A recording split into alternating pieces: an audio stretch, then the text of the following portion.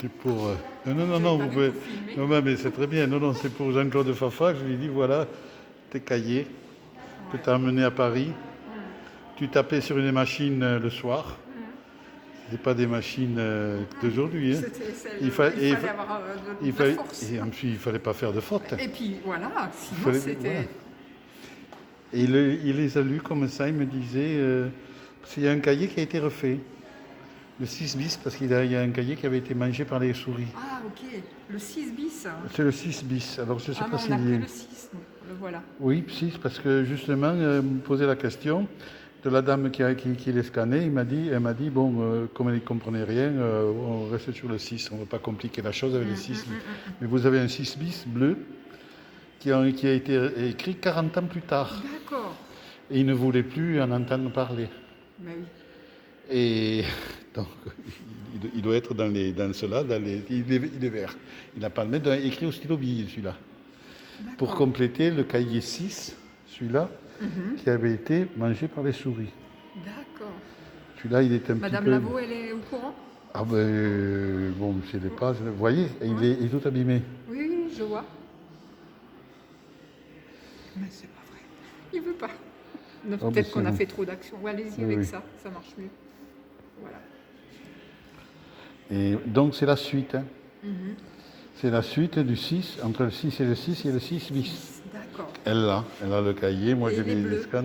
Et le vert, couverture verte. Ouais. Comme celui-là? Eh bien, c'est celui-là. C'est ça. Bah oui, il y a écrit 6B. C'est celui-là. Et donc celui-là, il a été... Il a été écrit à 40 ans après. D'accord. Parce qu'on a retrouvé les cahiers mangés par les souris, parce qu'ils se trouvaient au grenier. Forcément, ouais. Donc, mais il a eu énormément de mal à écrire. Parce que, donc même 40 ans après, il s'en souvenait quand même un petit peu. Mais ils ont c'est un phénomène de mémoire, mais plus de mémoire, puisqu'il fallait interroger les gens, savoir où c'est qu'ils habitaient, comment ils s'appelaient, les noms, le machin, la famille. Donc il y avait quand même un travail journalistique qui était fait naturellement. Oui. Il enregistrait ça naturellement. Oui.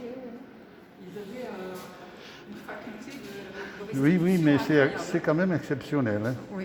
Et alors le problème, c'est que est-ce qu'il l'a écrit avec un brouillon ou ça, on ne sait pas. On ne le saura jamais. On peut pas. Moi, je peux dire qu'il n'y a pas eu de notes. Il n'y a pas d'erreur. Il n'y a pas de gratture. Il n'y a pas de rature. À peine. Hein. Et puis une belle écriture. Une écriture. Et vous savez où ça a été écrit? C'est la ferme qui se trouve en face de la mairie de Saint-Ulrich. D'accord. Donc ça a été écrit sur une table de salle à manger, même pas, il n'y avait rien. Ma question personnelle, c'est bien là où il y a le chêne, il y a la maison donc de l'ancien maire, et c'est la maison en face, c'est ça? Non, pas là où il y a eu le chêne. C'est la nouvelle mairie de Saint-Ulrich, vous voyez où elle est? D'accord. Quand on prend la rue qui va au cimetière. Oui. Eh bien, c'est la maison qui est en face la mairie et qui fait angle entre la route et on passe à côté et pour aller au cimetière. Voilà. Donc elle fait juste l'angle, c'est là. Eliane, quand elle était petite, elle rangeait le foin avec Dominique dans cette maison. Voilà. Ouais.